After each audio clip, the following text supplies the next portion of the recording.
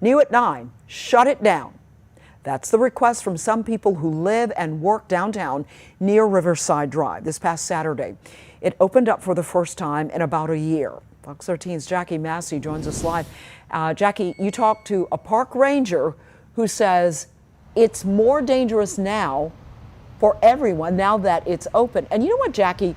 Remember recently when the young girl was on a scooter and was shot, caught in the crossfire? I said then to people in the studio, I will bet you there's a move to try and shut that down.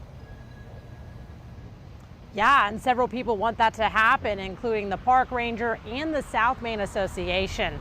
And the park ranger says that ever since it's opened up, he's seen an increase in people drag racing down Riverside Drive. Again, he was working when that 13-year-old girl was shot on her scooter down that road. And he says something needs to change.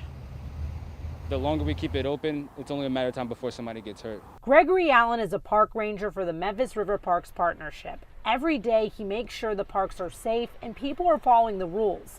One thing he can't control is the drag racing. And seeing that, as you see, yeah, wave people down, but there's only so much we can do. We're not made of metal. We can't jump in front of a car and make them slow down. He's also concerned about the recent violence.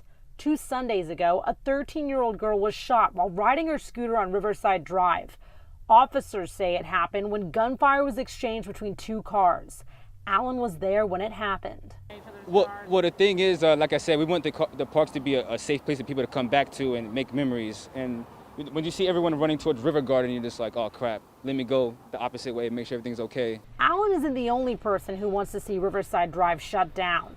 The South Main Association president says he received several complaints from downtown residents. He released a statement saying the reopening of the street put people at risk. Allen says he hopes something is done soon before things get out of hand.